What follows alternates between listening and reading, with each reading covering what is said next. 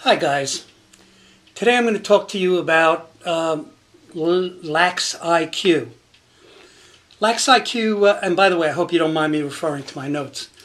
Lax IQ is understanding all the aspects of the game, including the nuances. It's like being the coach on the field. And you know that, those players who have dads who are coaches often know a lot more about the games and the nuances that play into the game. So if you want to be a complete player, you can't just be a good stick handler, and you can't just be fast, and you can't just be aggressive. Although those aspects are important, if you don't understand some things about the game, you could be more of a detriment to your team than a benefit. So, how do you improve your Lax IQ? First thing I would suggest is to get a hold of the rule book. I don't know how many of you have read it, but you really have to read it. And you have to do more than read it. You have to understand exactly what's in that book.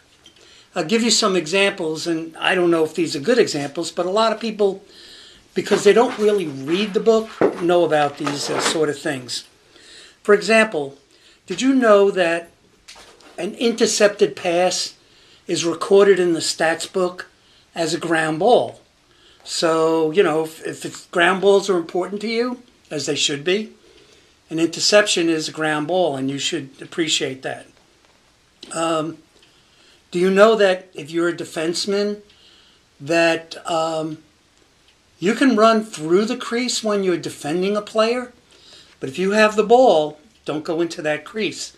Otherwise, you'll be in violation of the rules.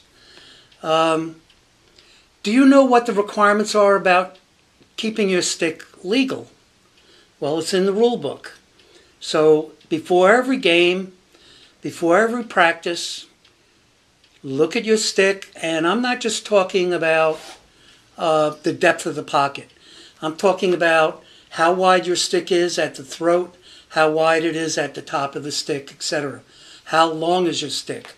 I've seen players with a 39-inch stick, and they get it measured, and they're kind of surprised that that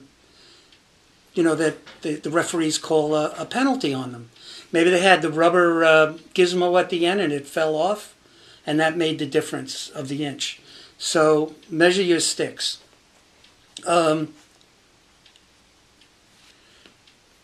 When you're clearing the ball, do you know not to let the ball out of the box? Excuse me. Let me correct this. When you're on EMO, extra man opportunities, extra man offense. I guess my Lax IQ isn't that great. You can't let the ball get out of the offensive box, because if you do, that's a turnover and goes to the other team. So these are just little things. But, do you know the dimensions of the field? You think it's not important? Well, someday when you're a coach or a referee, it may be very important. So what I'm going to do now is just go through a few of the things that, I kind of search my mind, things that are important to me, that many of you may or may not know. I've seen even college players make mistakes. I've seen even professional players make mistakes, and their IQ may be greater than mine, but no one's perfect, and yet you want to strive to know everything you can about lacrosse. So, for example, you're clearing the ball, and you want to throw the ball back to the goalie. Well, first of all, if you're the goalie, don't align yourself in such a way that if you miss the ball, it'll go into the goal. If you're a defenseman and you get a loose ball in front of the cage, don't throw it to the goalie, but particularly if the goalie is in the cage. You may have the best shot of your life and score for the other team. What you should do is you should put the ball down on the ground, right in front of the goalie, and wait until the goalie covers the ball and then retrieves it. Now, another game situation.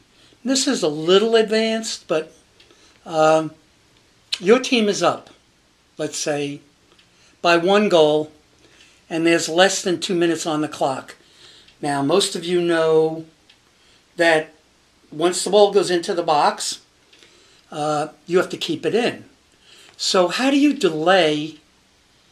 use up the clock and delay going into the box? Well, if you're up top, don't go straight into the box because now you can't get out of the box. Instead, waste 10 seconds. Go down the side of the box until you get close to the end line and then bring it in.